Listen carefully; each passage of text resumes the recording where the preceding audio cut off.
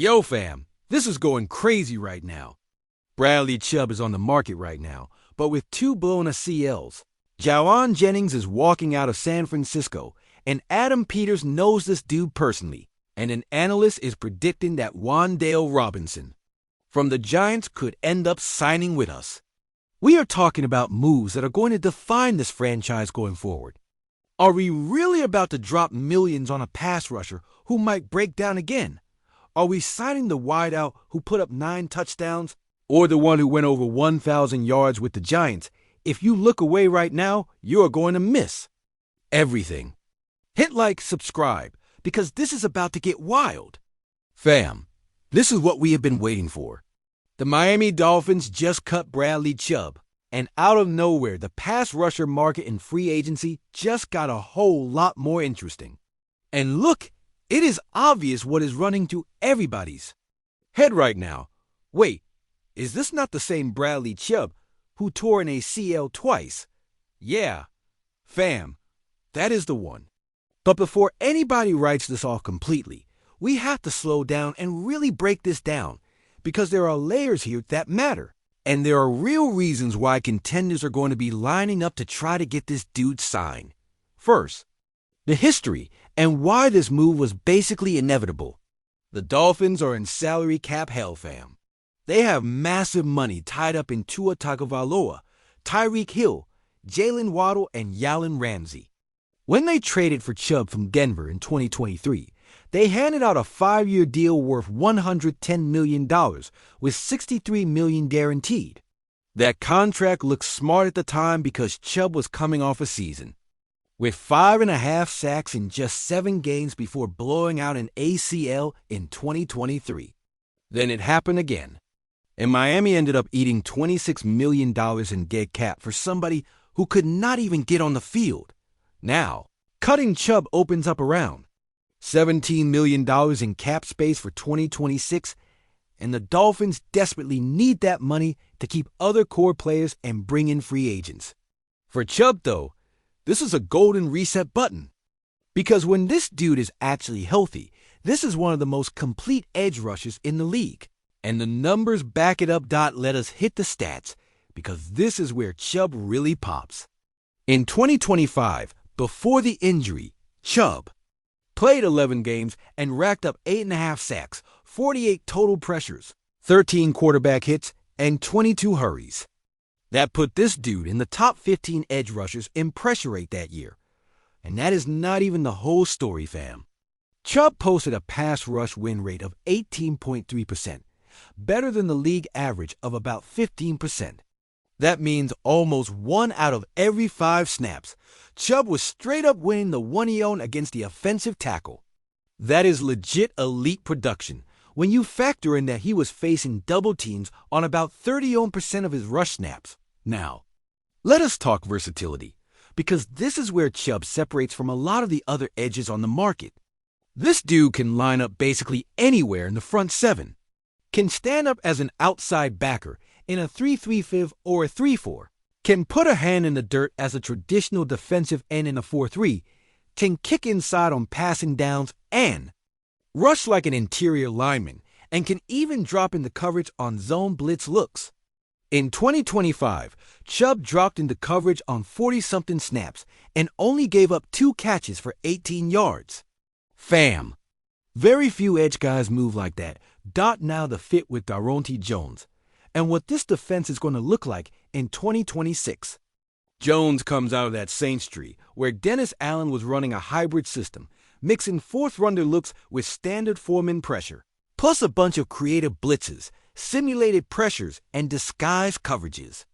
Chubb fits that kind of system perfectly because this is a veteran with the football IQ to handle multiple roles. Just picture it, fam. Chubb screaming off one edge, Dante Fowler on the other side if they keep Fowler around, and Darren Payne plus Jonathan Allen crushing the pocket up the middle. That is a front 4 that can get home without even sending extra rushers. That lets Jones get exotic with coverages on the back end. And when you do decide to dial up a blitz, Chubb can bail into coverage, mess with the quarterback's read, And you can send Frankie Louvu or Bobby Wagner on a green dog or delay blitz from the second level.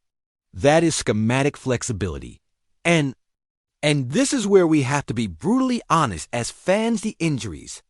2 torn ACLs in one career is not something you just shrug off, especially for an edge rusher living off explosion out of the stance. Change of direction at the apex of the rush and bend around the corner to turn pressures into sacks. That ACL is literally the ligament that is holding that knee together for exactly those explosive moves. When it goes twice, there are real questions about whether a player ever truly gets back to what they were. This is not just vibes either. There is data backing that concern. A 2024 study from the NFL Physician Society found that edge rushers who suffered 2 or more within the first 2 seasons after returning. That is alarming, fam. Because if you sign Chubb for something like $15 to $18 per year on a 3-year deal, and then this dude goes down again in week 5, you just burn critical cap space that could have gone somewhere else. Then there is age. Chubb will be turning 30 around August of 2026. That is not ancient by NFL standards, but it is definitely not young at that position. Most edge rushers start to tail off once they hit 30 because that first step juice starts to fade. Combine that with a rough injury history, and you are basically betting that Chubb is going to beat the odds and stay on the field at one of the most physical, demanding spots in the sport. Now we have to bring Adam Peters into this because this is where the decision really lives. Peters has been crystal clear since day one wants a roster that is young, fast, and built to last. Wants players in that 26 to 28 range, still climbing, who can be part of a 5 to 7 year competitive window. Chubb does not fit that template. Older, banged up, and probably only has maybe 2 or 3 high-level seasons left in the tank, even if everything breaks right. So why would Peters even pick up the phone on this? Because sometimes you make win-now moves to maximize a specific window. And with Jauan Jennings still on a rookie deal, this is the window. If Chubb can give you 2 seasons of legit elite production, that can be the difference between a Super Bowl run and another season where, if the Commanders drop $17 million per year on Chubb, that is cash that is not going to anybody else. And heading into this offseason, there are a ton of boxes that still need to be checked. You want to keep some of your own free agents. Bobby Wagner, Frankie Louvu, Noah Brown. You have to find a real wide receiver 2 in free agency. You need depth and probably at least one new starter on the offensive line. You need safety help. If $17 million goes into the Bradley Chubb pot, at Texas and James Pierce Jr. from Tennessee, Mike Green from Marshall, there are real dudes available. With the 7th overall pick, Washington is sitting right in the sweet spot to grab one of those young edges. Pay them rookie money around $6 to $8 million per year, and get 4 years of high-end production at a fraction of what Chubb would. Cost dot. And if this front office really wants to double down on pass rush, there is a smarter way to do it. Draft an edge in round 1 and pair that with a younger free agent like Boy Mafe, 27 from the Seahawks, or Arnold Ebiketie, 26ish from the Falcons. Mafe just put up 10.5 sacks in 2025 and is right in. Ebiketie had 8 sacks and is just now entering that prime window. Both of those options are safer than Chubb, cheaper, and come with more long-term upside. Now factor in the competition. Chubb is not going to struggle to find suitors. The Kansas City Chiefs need pass rush help after losing Chris Jones. The Philadelphia Eagles are always trying to load up on edge guys to rotate with Josh Sweat and the rest of that line. All those teams are in win-now mode, have some cap flexibility, and can pitch Chubb on a real shot at a ring. Not a clear-cut Super Bowl favorite got, so why would Chubb pick Washington? The Commanders would almost definitely have to overpay. We are talking $18 to $20 million per year to beat out those other offers. That is a lot of bread for a player with that type of medical file.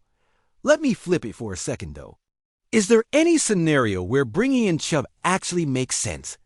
Yeah, but it is super specific. If Chubb is willing to sign a one-year Pro-Veet type deal in the $12 to $14 million range with heavy incentives tied to games played, sacks, Pro Bowl level production, then maybe it is worth rolling the dice.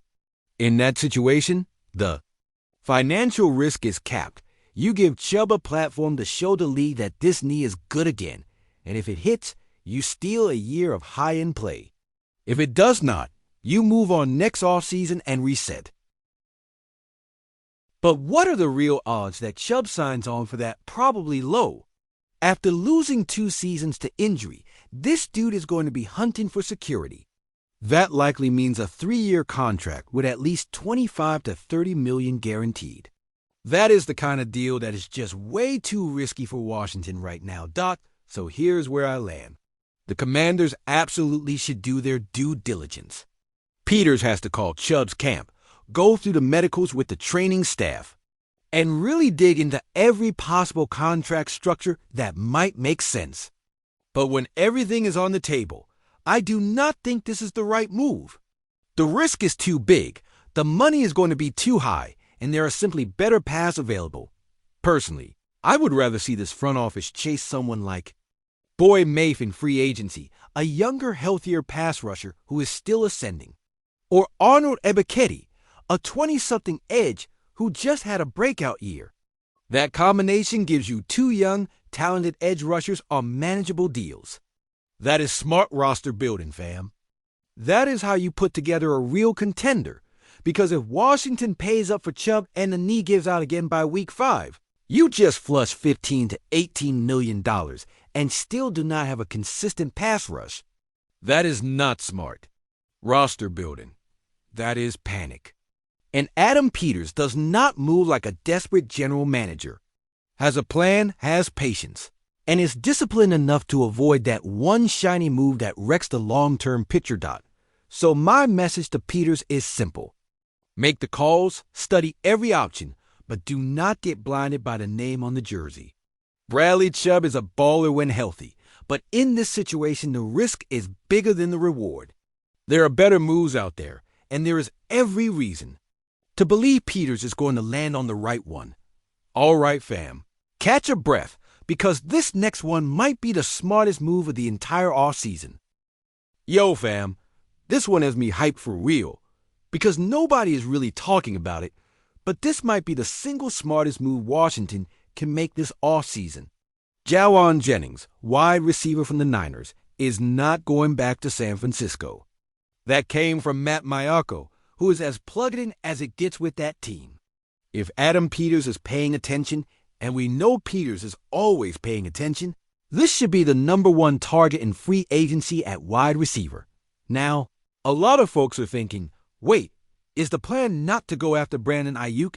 And yeah, on paper Ayuk makes all kinds of sense with the Arizona State connection to Jaden Daniels. But let us be real. Ayuk is going to cost serious money, is probably going to draw offers from teams with more cap room, and the Niners could still find a way to keep that duo together if they shuffle other pieces. Jennings, on the other hand, is an unrestricted free agent, and according to Maiocco, neither side really wants a reunion. That means this dude is 100% available, and that is a massive opportunity. So who is Jauan Jennings really? Beyond the quick highlights, because if you just scroll through the big plays, you might think solid wide receiver 3. Nice role player, nothing crazy. But when you dig into the numbers, the tape, and the way this dude actually plays, you realize this is different. Jennings is around 28 years old, 6'3", around 1,200 plus on the scale, and plays like there is something personal on every single snap. That mindset is exactly what this locker room needs. Let us get into those 25 numbers, because that is where the case for Jennings really jumps off. Jennings caught 9 touchdowns, tied up there near the top of the league, 6th overall. 9 touchdowns, fam? That is not a fluke. That is not just Brock Purdy being accurate. That is Jennings being a straight weapon in the red zone. Whenever San Francisco needed to punch it in on 3rd and goal, whenever they wanted a fade ball in the corner, whenever they needed somebody who could box out a corner and make a tough catch in traffic, They went to Jennings. And he delivered. Over and over. On top of that, Jennings only had 3 drops the entire season. 3, across a 15-game stretch, running hundreds of routes, handling targets and pressure moments.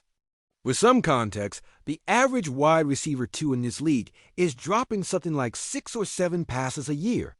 Jennings is at less than half of that. That is elite ball security, fam. That is the kind of reliability a young quarterback like Jayden Daniels has to have because Jayden is just going into year 2. Still learning how to read NFL defenses, still building chemistry with this receiver room, still adjusting to the speed of Sundays. The last thing that quarterback needs is a receiver who is going to put the ball on the ground when it matters most. Jayden needs players who, when that ball hits their hands, that catch is getting made. Jennings is exactly that. A security blanket, a third down machine, a red zone problem. Those are the little things that swing games in this league. Now, let's talk contested catches, because this is another area where Jennings just bullies people. This dude pulled down 18 contested catches in 2025, 4th in the entire NFL. Only a handful fewer than George Pickens, who is widely talked about as one of the best in the game at that. That is not random. Jennings uses that 6'3" frame to box defenders out, has huge hands, and a catch radius that gives quarterbacks confidence even when he looks covered. You can see it crystal clear on the tape. There's a play from Week 12 against the Seahawks, Niners in the red zone on 3rd and 8. Purdy is under pressure, rolls to the right, and lofts a ball high and outside to the back corner. Jennings is matched up with Tariq Woolen, a 6'4" corner with long arms. Jennings bodies Woolen, goes up over the top, extends the hands, and snatches the ball with Woolen basically hanging off the back. Touchdown. That is contested catch ability in real time, fam. That is the difference between a decent receiver and a serious problem for defenses. And that is exactly what Washington needs opposite Terry McLaurin. Terry is the clear wide receiver 1, no question. But Terry is a deep threat, a smooth route runner, a player who wins with speed, leverage, and separation. What this offense does not have is that physical body over the middle, the receiver who wins the dirty catches on 3rd and long, who can be a true safety valve for Jayden when the initial play breaks down. Jennings fills that hole perfectly. Picture the look, Terry running a post from the outside, pulling that safety up the seam. Jennings coming from the slot with a dig route into the void of the zone. Jayden scans the defense, sees Terry bracketed, comes off that read, and fires to Jennings over the middle for 12 yards on 3rd and 7. That is the balance this passing game needs. That is how you become unpredictable instead of living and dying on go balls and shot plays. Then there's the specific fit with Jayden Daniels. Jayden is a quarterback who extends plays, moves around, and needs receivers who understand the scramble drill and can adjust routes in real time. Jennings did that constantly with Brock Purdy in San Francisco. You see plays where Purdy breaks. Contain, Jennings reads it, changes direction, finds a soft spot, and becomes available. That is high football IQ. And with Jayden, who is even more mobile than Purdy, that connection can get nasty for defenses real quick. On top of that, Jennings comes out of Kyle Shanahan's system, one of the most complex offenses in the league. Heavy press-snap motion, play action, layered route concepts, timing-based throws, coverage-based adjustments. Our new offensive coordinator, David Blau, is coming out of the Rams system with Sean McVay, who basically came up working with Shanahan. The schemes share a ton of DNA. That means Jennings already understands a lot of the language and concepts. No steep learning curve. This dude can walk into camp and contribute from day one. Let us get a little more specific on where Jennings wins on the field.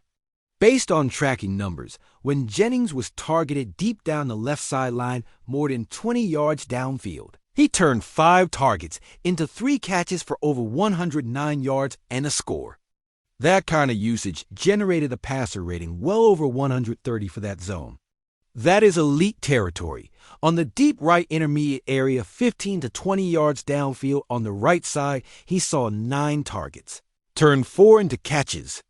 For around 84 yards and another 2 touchdowns, with a passer rating comfortably above 110.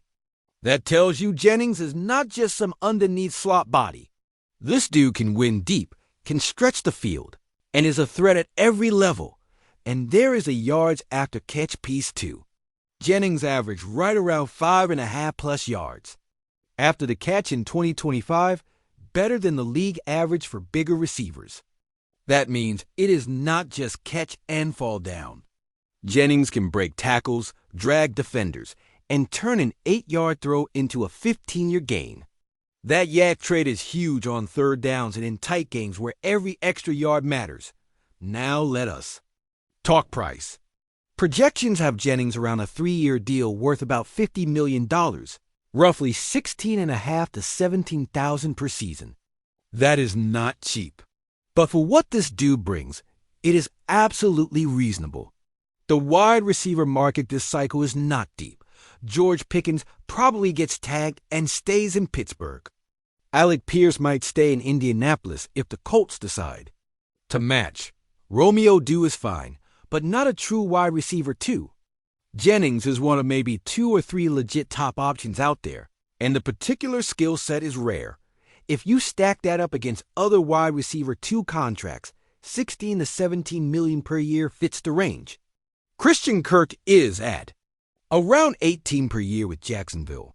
Tyler Lockett is around 17 with Seattle. DJ Chark landed something like 15 with Carolina. Jennings belongs in that same neighborhood based on production and impact. Then there is the Adam Peters factor, which is massive. Peters was assistant general manager in San Francisco from 2021 through 2023 before taking over here. This front office knows exactly who Jennings is. Peters knows how this dude works, what the mentality is, how seriously he prepares, how he handles adversity. And Jennings already has that reputation as a flat-out competitor. There was that season where Jennings played through something like 5 cracked ribs and still suited up, did not miss time. That is toughness. Kyle Shanahan's story where Jennings broke a couple ribs against the Rams in 2024. Doctors said at least 3 weeks. Jennings told them he was playing the next one. He slapped on a protective vest, got a shot for the pain. That is the gap between just another good player and somebody you build around. And that is the exact attitude Washington needs in the locker room. Players who do not fold when it gets ugly. Players who fight through pain, who put the team first. Jennings is that type of competitor, and that energy spreads fast in a young locker room. They are going to raise their own standard. Now think about how Jennings fits specifically into what David Blau wants to run. Coming from the Rams, this offense is going to be about creating matchups using press-snap motion, play action, and bunch, or stack alignments to attack weak spots in coverage. Jennings is tailor-made for that. Can align in the slot, outside, can be used on jets, on screens, on crossers. That kind of versatility is core to any McVay Shanahan-style system. Picture Jennings going in motion before the snap, forcing the defense to tip, whether they are in man or zone. If it is man, you run rub concepts with Terry to free either one. If it is zone, Jennings finds a soft spot and sits down. That is schematic flexibility, and it is exactly what makes those offenses nightmares to defend. Then there is the red zone. Washington was straight up mediocre inside the 20 in 2025. Too many drives stalling out into field goals that should have been touchdowns. Part of that was the lack of a big physical target who can win those contested red zone throws. Jennings fixes that immediately. On 3rd and goal from the 5, you can isolate Jennings on the outside, run a fade or a backshooter, and give Jaden a throw that is built on trust. That is how you turn red zone trips into 6 instead of 3. So the final call on Jauan Jennings. For me, Jennings should be the number 1 free agent target at wide receiver for this team. Cheaper than Ayuk, more available than Pickens, more proven and more physical than Dew. Grown-up wide receiver 2. If Peters can land Jennings in that 6'10" or 17 million per year range on a 3-year deal with around 30 million guaranteed, that is a home run, FAM. Then you go into the draft and laser focus the 7th pick on edge rusher. Tighten up the offensive line depth on day 2 and address safety on day 2 or day 3. That is smart roster construction. Fill the biggest holes with targeted free agents, then use the draft to bring in high upside youth. And if Jennings comes in here and puts up something like 70 catches, 900 yards, and 8 touchdowns, this entire offense looks different. Terry is the true wide receiver 1, Jennings as the physical wide receiver 2, Luke McCaffrey as a movable wide receiver 3, Zach Ertz and John Bates handling tight end duties, Brian Robinson and Austin Eckler in the backfield. That is legitimate depth. That is an offense that can trade shots with any team in the conference. So the message to Adam Peters on this one is simple. Call Jennings' agent now. Make the pitch. Show that Washington is the right spot. That this receiver is going to be a feature piece in an offense on the rise. That there is a young, talented quarterback in place. Then get the deal over the line. Because if Washington drags its feet and Jennings ends up wearing a Cowboys or Eagles jersey, this fan base is going to hate watching that twice a year. All right, fam, hang in there. Because this last piece is spicy and is going to set off massive debates all over Commanders Nation. Fam, when that prediction from Matt Johnson over at Sportsnaut started making the rounds, it almost made me spit a drink. It actually makes a whole lot more sense than it seems. And if this happens, the NFC East is going to be straight chaos. Whenever you grab a player from inside the division, it is instant drama, instant headlines, and it puts pressure on both sides. First, the context on why Robinson might even hit free agency. The Giants just stumbled out of a brutal season. 4 wins, 13 something losses. They fired general manager Joe Schoen and are basically in full rebuild mode. New front office, new people who want their own players, their own blueprint. That means a bunch of the existing free agents might not be back. Cracked over 1,000 receiving yards, around 1,043, 82 catches, something like 7.2 yards per target, and was one of the only steady bright spots in an offense that was a straight disaster.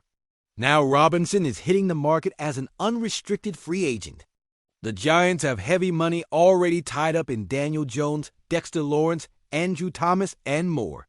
Johnson lays out a scenario where the Commanders miss on Alec Pierce, ends up with the Jets after a bidding war in Washington, pivots to Robinson as a splash move to spark the offense. There is real logic there. Robinson is young, around 26-ish, extremely versatile with more than 500 snaps out of the slot and over 400 lined up wide. And the skill set fits exactly what David Blau wants to build here. So let us go beyond the surface stats. If you just skim the box scores, you might think Robinson is just a volume guy who benefited from being the only decent target on a terrible team. But when you dig into the tape and the advanced numbers, it is clear this is real talent. Robinson's 7.2 yards per target in 2025 is solid. But the deep cut numbers really tell the story. On deep shots down the left side of the field, more than 20 yards downfield, Robinson saw 5 targets, caught 3 for 109 yards and a touchdown. That produced a passer rating in the mid-130s when the ball went that way. That is big-time efficiency. On the deep right intermediate window, 15 to 20 yards. Right side Robinson saw 9 targets, made 4 grabs for about 84 yards and 2 touchdowns, above 100. All that points to one thing: Robinson is not just a dump-off slot body. This dude has legitimate deep speed. Ran something in the low 4.39 range in the 40 at the pro day. Can threaten vertically and can be dangerous at all 3 levels.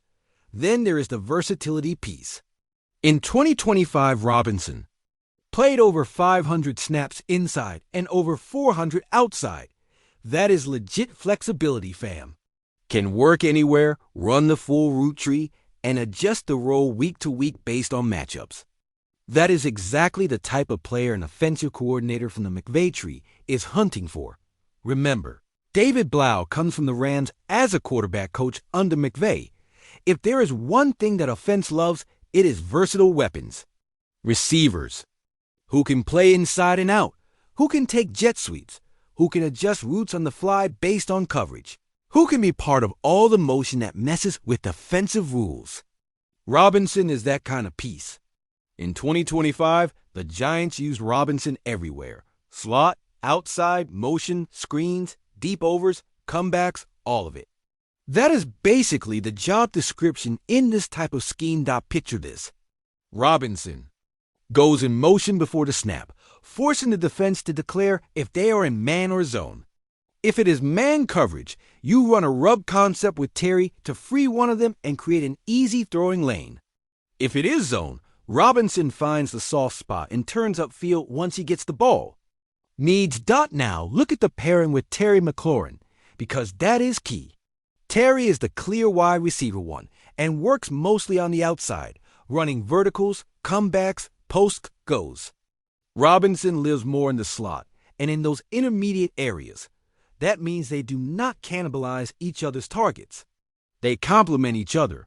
Robinson can force defenses to respect the middle of the field.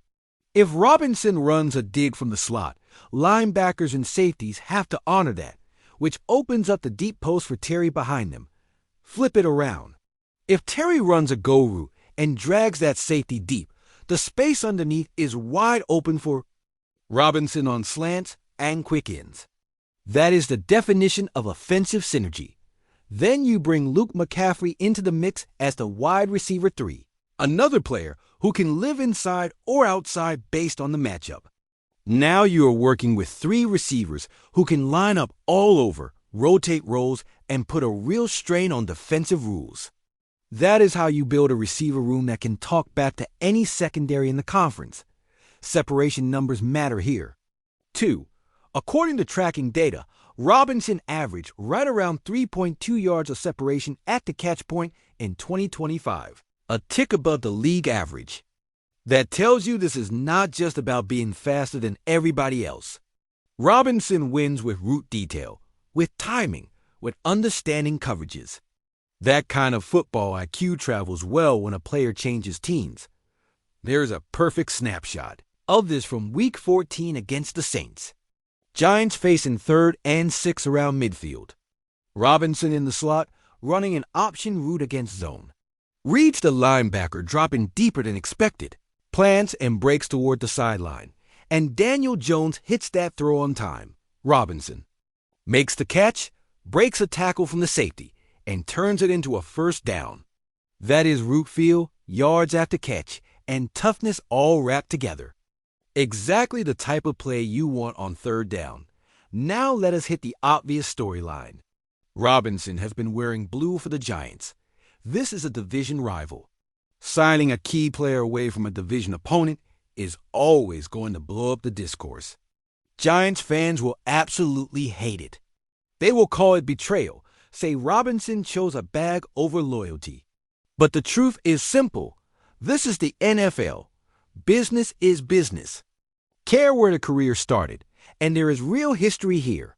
Deshaun Jackson went from the Eagles to Washington back in 2014. Fans in Philly hated that. Pierre Garçon came over from the Colts. Josh Norman left the Panthers and signed here. Moves like this happen every year in this league, and a lot of the time they work out, because those players show up with extra motivation. Picture Robinson facing the Giants twice a season. Picture that chip on the shoulder. That stuff matters. It is fuel. Now the contract talk probably comes in a little lower.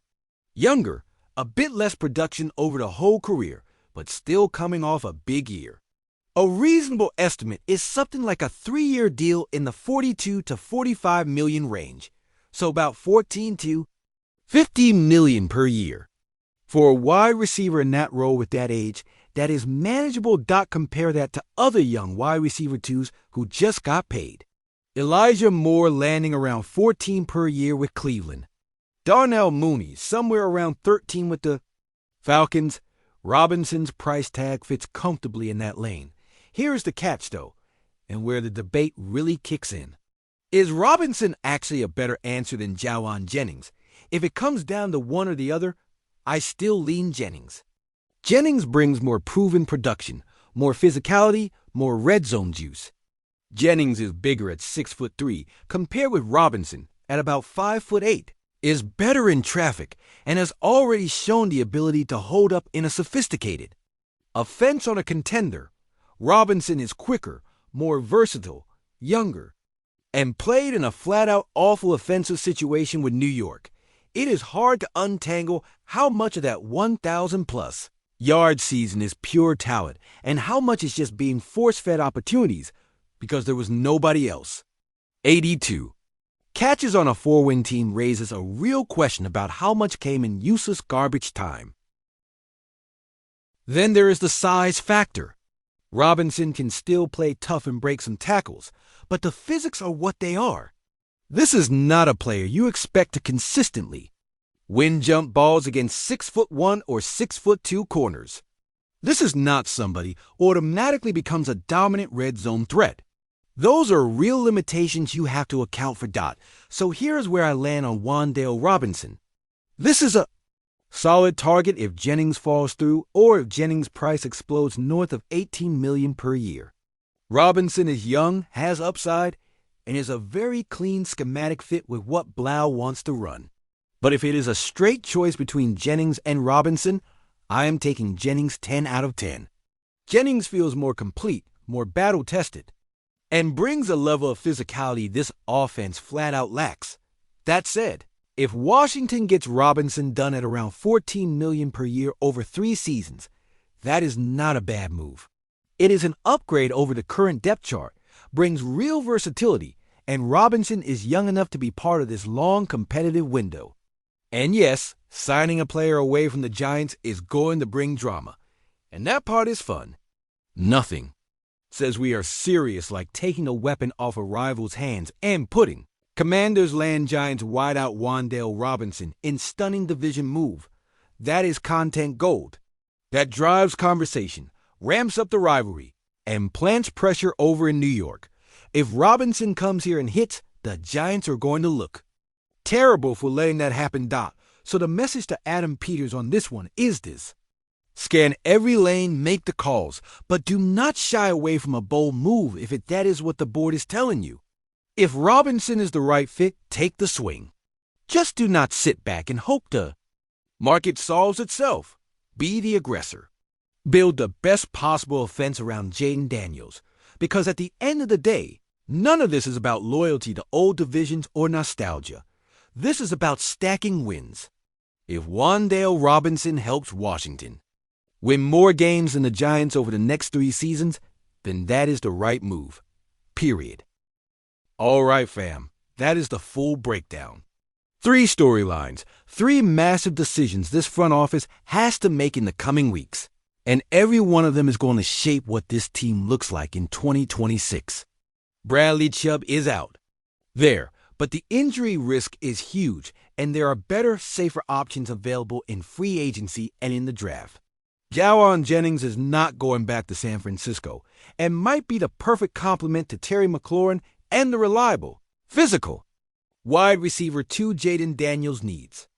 And Wandale Robinson could cross enemy lines and join Washington, a move that will be chaotic, controversial, and might just be brilliant if it pays off. This offseason is going to define where this team is headed, fam. That is not hype. Adam. Somewhere around $45 to $50 million after keeping the key in-house free agents.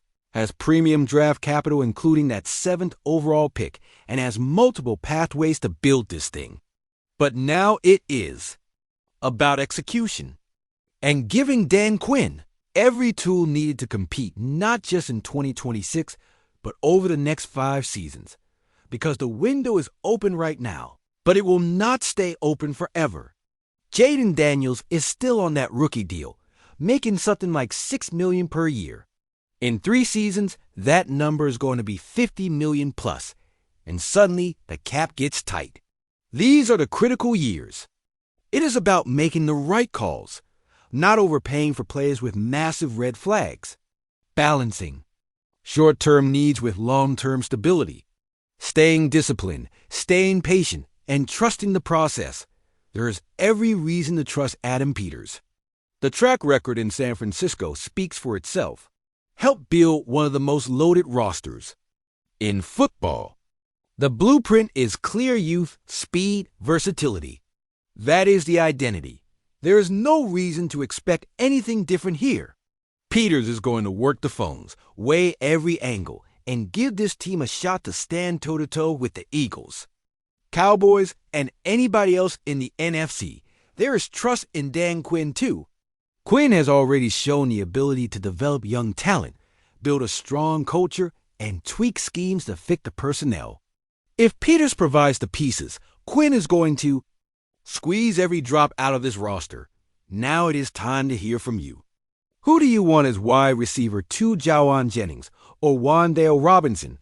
Are you willing to roll the dice on Bradley Chubb with that injury history? Or would you rather go all in on the draft and take Abdul Carter or Michael Williams with that 7th? Drop those takes, because this community is what makes this channel what it is. The unique angles, the arguments, the real love for this franchise. That is the fuel Dottie who rode all the way through this deep dive. Much respect.